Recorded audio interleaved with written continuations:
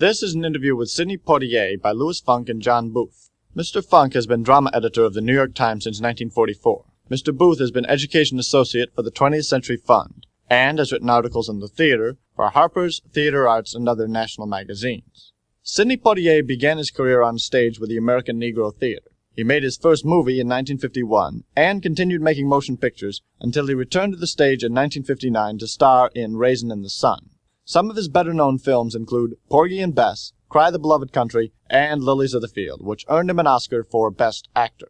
In order to make the interview spontaneous and relaxed, it was conducted in the informal atmosphere of Mr. Funk's home instead of a recording studio. The original interview lasted 2 hours, of which 50 minutes is produced here. The first voice you hear will be Louis Funk, the second voice that of Sidney Poitier. You made the statement that you were an actor made exclusively by friends over the years, and I was curious to know, A, whether this is a correct statement, and B, who was it who imparted the teaching to you? It is a correct statement in part. I am made, in terms of my success, by friends, people who at one time or another did me a good turn, and et cetera, et cetera. Who are the friends? They are varied. They come from many walks of life. They are people who have permitted me to use them as studies. They are people who were interested in my work, or interested in me, or interested in helping. They are directors and writers, producers, and workaday folk. So it is, though it's true in part, it is not a definitive statement. No. Well, did you study other actors? Did you go to the theater to watch actors, our leading actors work? In time, the theater always bored me for the most part. After I became terribly interested, it was only in later years that I developed a kind of interest in watching other actors work. Now this, you must understand this, I mean on a professional level. I watched many actors work because I was always involved in class work and group work and various theater groups. That was my life, you see. That's where I did most of my learning, or most of where I acquired many of my bad habits that I later had to unlearn some. But I was in and out of groups and little theaters and projects, you see. I, first of all, couldn't afford the theater often, but I didn't take advantage of the times when I could afford it. It used to bore me. Live Broadway theater used to bore the daylights out of me. Until finally I became interested in certain actors. There were certain actors who were my kind of actors, people with great power, and my kind of actor, the guys I admired. Great power, and I would go and watch them work. Well, did you have any formal training, or have you now been taking formal training? I gather you go as an actor. Oh yes, I took many years. From 1946, I took formal training, which is now 14 years. I took formal training at the American Negro Theater, but it was training of a kind, adequate for that period, totally inadequate for now. In 1947, 8, 9, 1950, I was always taking formal training from various people, sometimes actors, sometimes from a group, sometimes for free, sometimes you pay a small fee. And then I eventually wound up, in the 50s, I wound up with the Poor Man Actors Workshop after having taken many, many years of formal training. Helter-skelter, of course, but formal training. Well, in your work, in your approach to your work, Poor Man, as I understand it, follows the Stanislavski approach to acting. Yes. Are you then one of the method actors in your work, or do you amalgamate method with your own methods? I am not a method actor. I study method, and I work method before I perform. To explain, the Stanislavski method is intended, I believe, and if I'm wrong, I use it this way nevertheless. I think it is intended to be used as a method of preparation for work, not as a method employable in the instance of work. So I use the Stanislavski method in preparing my work, which I am privileged to use over a long period of time before I go on the stage or before I go in front of a camera, which means that I am instead of employing the Stanislavski method for 2 hours a night in the theater, I employ it for 2 or 3 months in the preparation of that work, so that when I go on the stage or in front of a camera, my function becomes organic and instant and natural, spontaneous, full, because I have a frame of reference for every want, every need, every desire that is registered on my emotion boards, you see. Could you be specific here and just take us through a single part you prepared for specifying this? Well, let's take the last thing I did on the stage. Yeah. Let's take a Raisin in the Sun. I received the script almost a year before we went into production, right? And I read it naturally many times. And I knew generally after 10, 20 readings what the circumstances of the play were. I knew what the individual characters were like generally. I understood my character kind of generally. Now, I needed time to make my understanding of my character specific. In so doing, I must understand all of the contributing elements that goes to making up this character. First, I must understand what are the driving forces in the man. In order to understand that, you must find out what is his political, social, economic, religious milieu, and how they contribute to the personality's idiosyncrasies or whatever. And in so examining, I find that this first is a Negro man of 36 years old living in Chicago on the South Side, which of itself is quite significant in the building of a character, because only a particular kind of Negro lives on the South Side in this particular kind of circumstance, you see. So that narrows the field already. Then we take why is this man living here? Is he here by choice? What is his relation to his community? What is his relation to his religion, if he has one? What is his relation to his economic disposition? Is it one in which he finds enough elasticity to function and maintain his manhood? Or is it that it is a constant badge of remembrance to his inadequacies? You follow? And all these things can be found in the script, or at least if they're not there, they can be made compatible with what is in the script at one point or another. So that after months of actually making specific this man in his milieu, then I come to the final conclusion of what is his wants. And when I find what are his general wants, I find what is his most specific want or wants. And there aren't many, see. So with his most specific want, I now have the man in total. I know what his reaction would be to everything done and said in the play, you see. I know how he feels about his neighborhood, so that any question or reference to it strikes a certain chord in a man.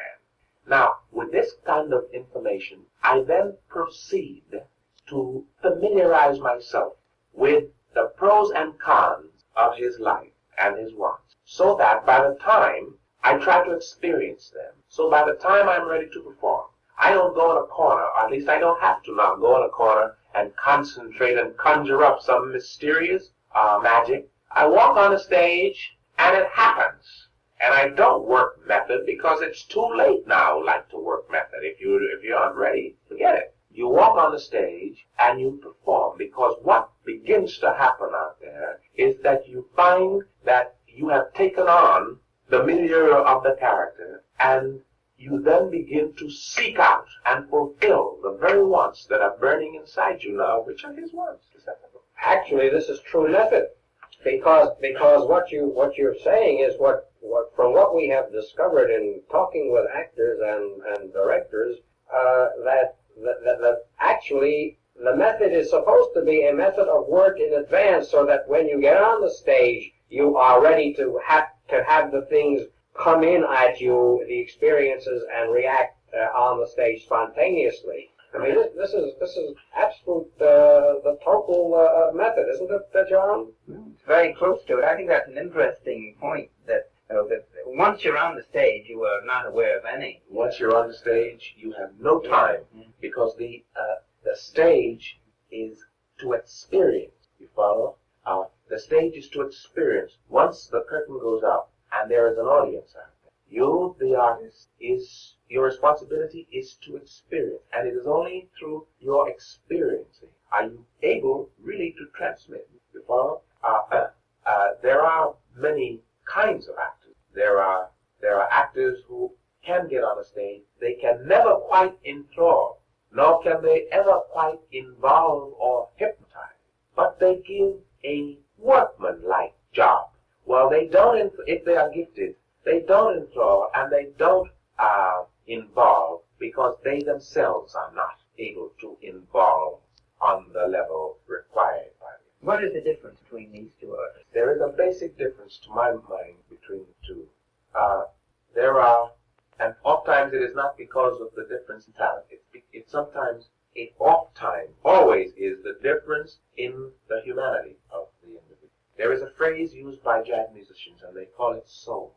It is a reference to a certain kind of humanity, of the sensitivity of humanity that is overstocked in one person. And you find it, they use the word soul because there are certain gifted, brilliant musicians who have a kind of human compassion they are so inarticulate in every other phase of life, they can only express it through their music. And hence they are terribly important musicians and gifted. With actors, I think there are some actors who have a great degree of soul power. There are actors who have not as much, and there are actors who are void of it. Now, the fine actors who are void of it are called technicians. They are quite capable of, but never are they able to hypnotize you. They are quite capable of making you realize you're in a theater watching a terribly gifted technician at work, and you say, he is marvelous. If he had the added gift of soul, you would forget you're in a theater. What is it that you find that you like about acting? That I like about it? Yes. What I like about acting? If you prefer to talk about what you don't like about acting, you can do that too. Well, that's an interesting question. I don't know as to how I can answer it. What do you get from acting that satisfies you? That's a different question. I can better answer that. From acting, I get a sense of worthwhileness. I feel, for instance, there were times in my past when, out of sheer naivete and modesty, I was afraid to accept the fact that I was a gifted actor. And it was only in the later years that I realized that the gift of an actor does not belong to him, that I accepted that I am a gifted actor and cannot point to any one or group of effort on my part that created the gift. I was born with it. Let's be honest and let's be factual. I was born with a gift. I had nothing to do with it. When my mother conceived that moment, the combination of genes carried inherently whatever there was that I suddenly found at the age of 17 or 18. So, what I get from acting is using it for others, using it for people. I find that when I work well, people enjoy it, and things happen to them. By that I mean, when I use it well, they share it. And they share it in good ways, you follow? And that's what I get. You have this gift, and that has come to you. Now, but beyond that, you must do something to make yourself maybe a better actor, a better human being, or whatever, or am I wrong? I mean, is the gift there, and that's the end of it? No, the gift is there. It is your responsibility to nurture it, you see? It's like a seed, it's like a flower, it's like a plant, it's like a child. You feed it. You nurture it. You care for it. How? Well, I've tried to care for it for 14 years. I take it, and first of all, it is important that the actor recognizes that his gift is in the entity, the human entity, in that package. First, the package must be not only cared for, but must be cared for in ways that become mind and the body are the only two tools the gift can use. The mind and the body, therefore, are to be cared for, yes, kept not under glass, but kept in good working condition. Above and beyond that, it must be exposed to its limits constantly to life, because it then acts as an absorption for the gift, so that when the gift has to be placed in motion, you are not trying to click it over and avoid. You need to call on experiences. You need to, when you are in the process of working on a part, for instance, in the pre-production, in the pre-opening period, when you say, what kind of life did this guy lead? And your conclusions must not be only theory, follow. You must be able to bridge the gap between theory and experience sometimes, follow. So that, in other words, to play a coal miner, you can read all you want about coal mining, you follow? But just to know what the feel of the air is at the entrance of a coal mine is experience that's worth more than the 10 volumes you read about. So that, I don't mean the gift is there and you kind of cool it and it begins to kick off. No, you nurture it and you work with it, and it's your responsibility. Now, if you are going to be an artist, and this is where you say, this is my function, then that's what you are in life, you know? If you're going to be a carpenter, and you go through the growing pains of learning how to measure and cut and saw and nail, if you walk away from it after you learn it, and you can't go back to it 10 years and build a house. And also, when you walk away from it, it is because you have not committed yourself. I commit to the theater. I commit to art. That's me. I'm 33 years old. I have no place else to go. You follow? And the only reasons I know I am that are of importance to me are the reasons I get from my work, from my milieu as an artist, and from my contribution. How do you choose your roles? Do you choose them because of the acting opportunities that are available to you, or do you choose them in combination with their significance to you as a Negro?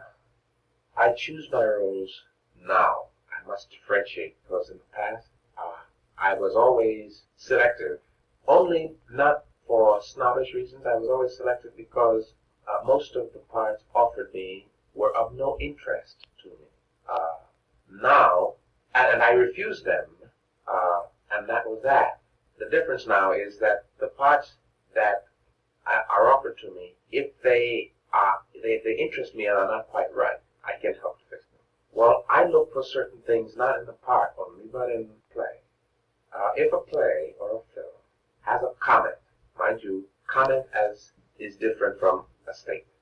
If the play has a comment that transcends itself, then I will be interested in it. Now, what do I mean by a play that transcends itself? If the play's comment can be made dimensionally, clearly, forcefully, to everyone who sees it, whatever their culture, whatever their language, as long as it's a man or a woman or a child of this milieu in our contemporary world, then the play has significance for me.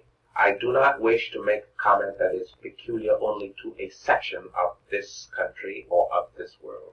I do not wish to make a comment that is peculiar to Negroes only, or on the behalf of Negroes only. I am not interested in a comment that is on behalf of Americans only.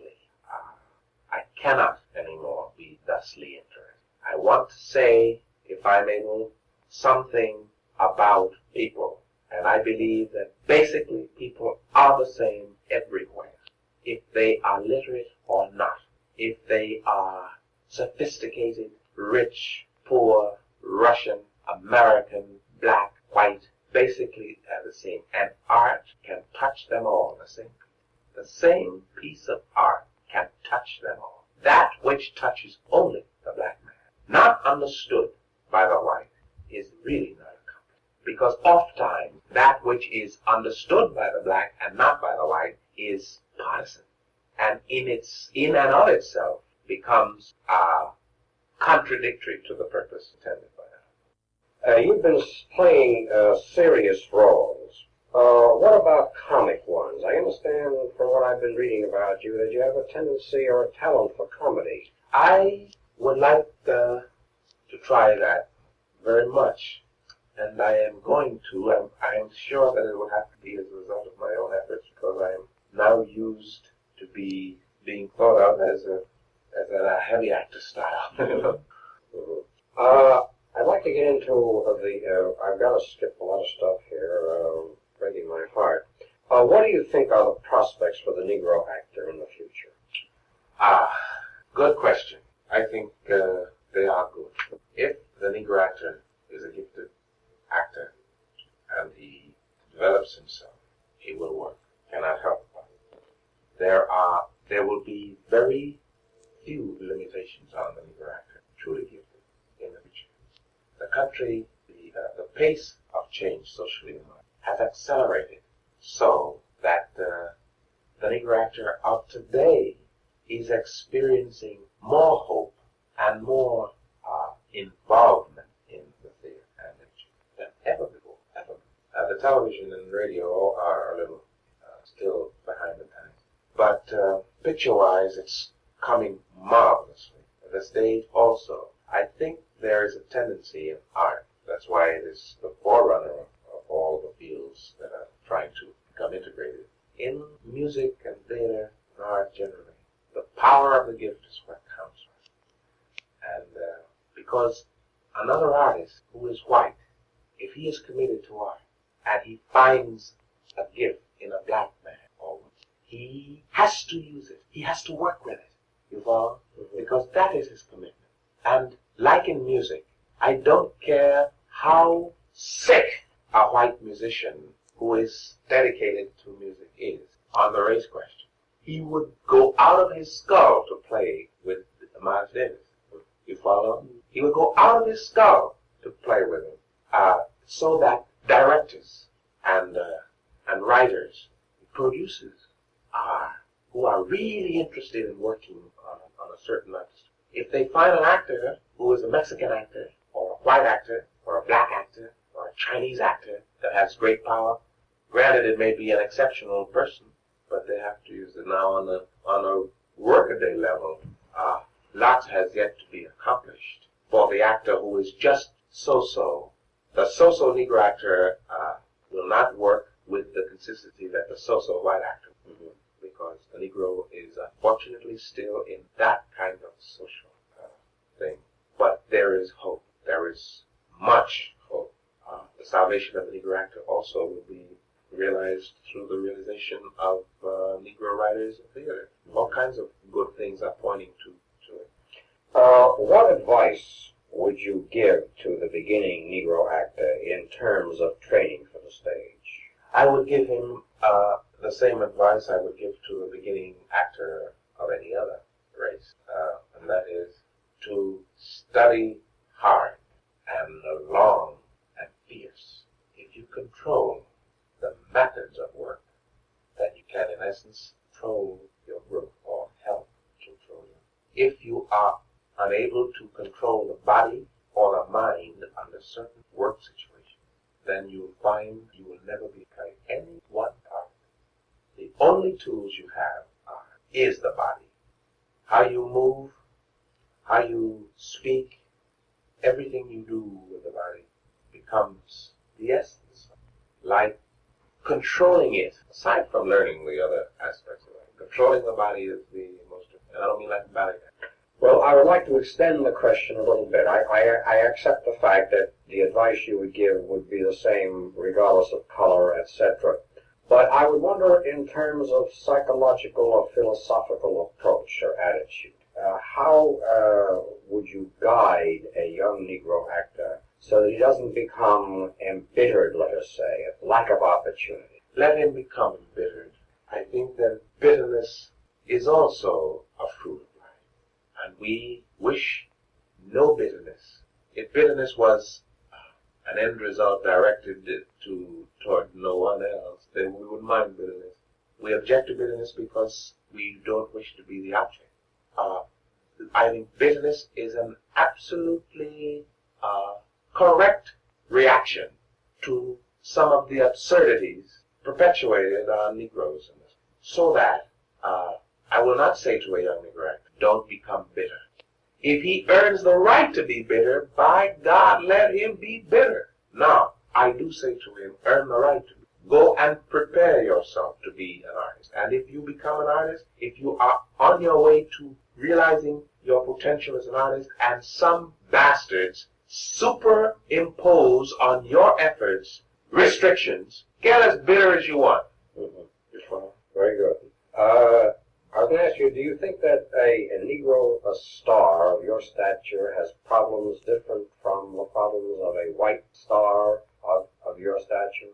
I'm sure that some of my problems are peculiar to Negroes, but I do not let them bug me. Sometimes some of the things are painful, not too often. Sometimes they hurt, not too often. I don't worry about it. It's an experience. And usually I am now able, through my transcending my bitterness of self, I am able to very compassionately view the inadequacies, the gigantic limitation that enmesh the perpetuator of these moments of pain. And I do dismiss, for they are afflicted infinitely more. Well, in remaining here in Mount Vernon and raising your children here, you must have a sense of a reason for not losing your balance. Isn't that a correct conclusion? Yes, I have an interest in not losing my balance. And I also have an interest in keeping my children in a certain kind of multiracial, cultural milieu. And I fear antiseptic living. I fear it. It leads to alcohol, nicotine, and a kind of stagnation. You try to keep the magnitude of your success from them until they're older. Yes, the magnitude of my good fortune commercially is nothing for them to be dealing with at this time. What are the frustrations of the Negro actor, that is, in the ability to use the full range of his talents? What are the frustrations, Negro actor? I mean, have you yet encountered frustrations as a Negro actor in being limited, let us say, to certain roles? No, honestly, not yet. I am entering now into an area, career-wise, where I am sure I will be involved with the frustrations, because I am now interested in the kind of work, as I described to you before, of a certain reach, and if I am not offered it, I will have to try to bring about its realization by myself, meaning I'll produce it myself. So I haven't really experienced it. I've been busy building a career and trying not to make too many outlandish compromises. But now I'm interested in moving on to another level. What is that level, actually? Well,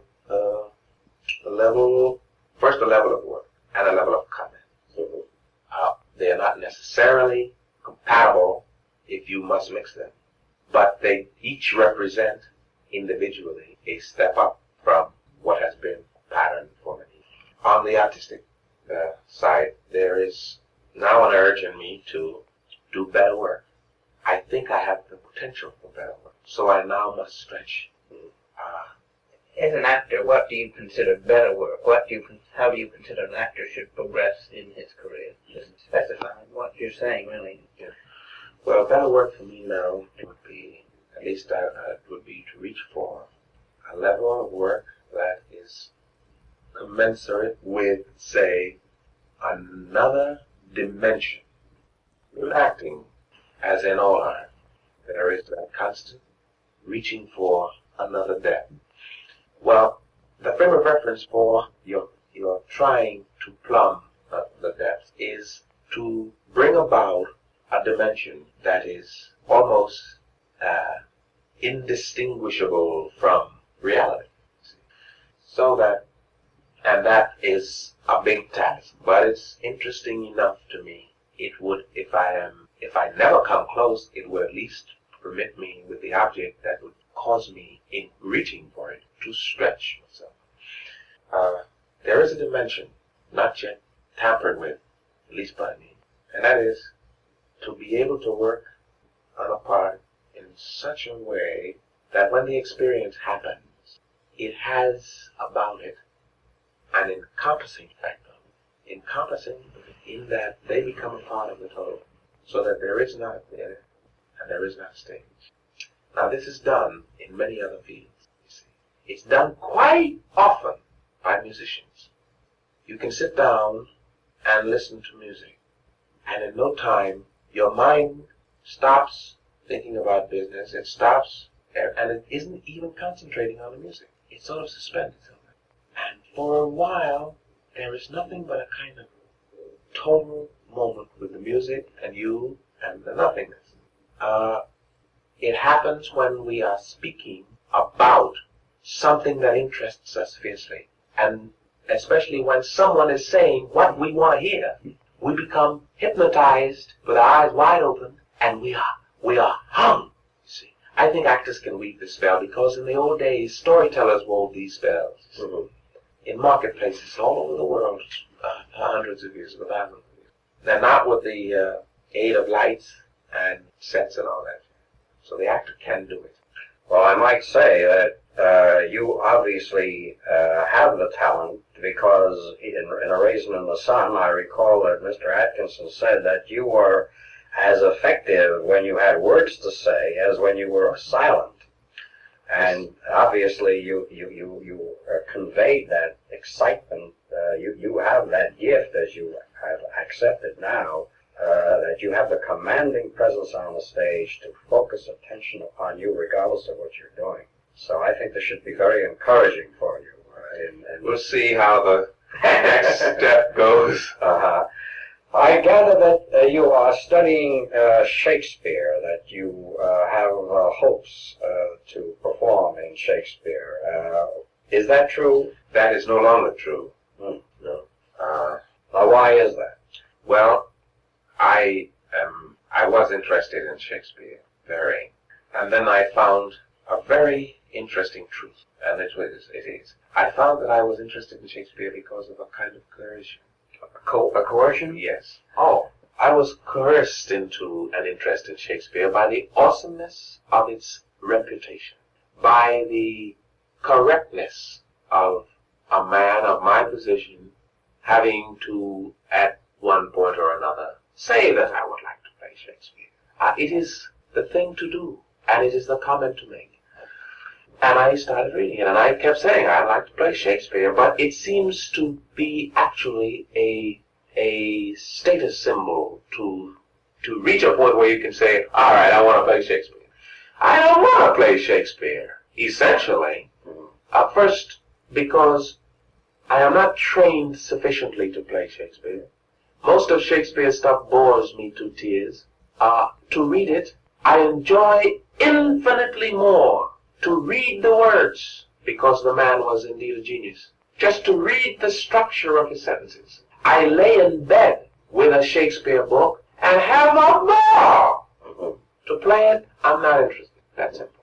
Now, it would be reaching beyond my interest. And if I do change my mind because of additional information or additional changes in my values, I'll play it.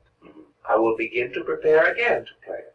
But as of now, I am in a period where I would much prefer just to read it. Just to read it. Because to read it is an experience. It's very wonderful. It's relaxing. And it's a kind of freedom you experience reading it, to realize that a mind or a man was so gifted to put words together in this order. It is fantastic. That's right. Why is it that you've concentrated your energies, and this may seem to be an obvious or rhetorical question, or maybe even stupid, but I think that it should be asked, because I think I know part of the answer, but why is it that you've confined your interests to Hollywood in opposition to the stage?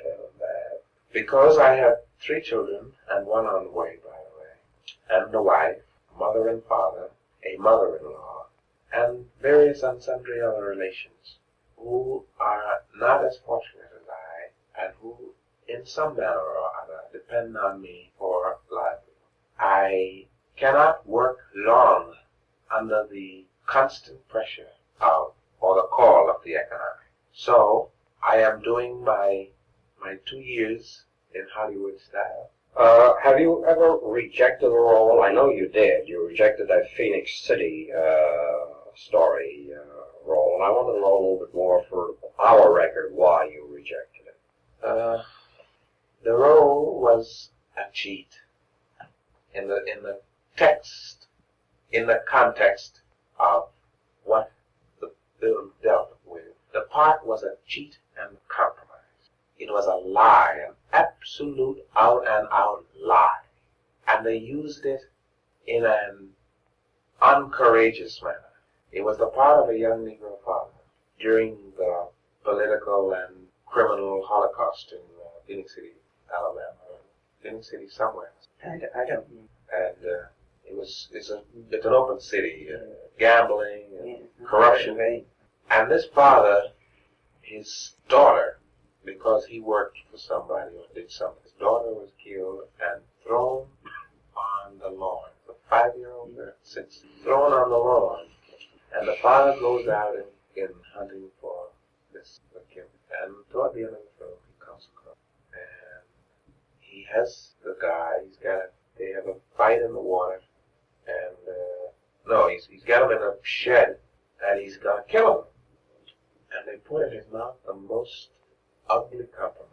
If it were a honest change of heart the man had, it could have been beautiful, because it would have shown great growth. But they put in his mouth such crappy words, like I suddenly realized that the Lord doesn't want me to do it. And they wouldn't change it to meet your... I was at that time a $750 actor for the whole thing. 3 weeks. Yeah. So for $750, I was making $200 a week or $300. The preceding interview was a presentation of the Dramatic Publishing Company.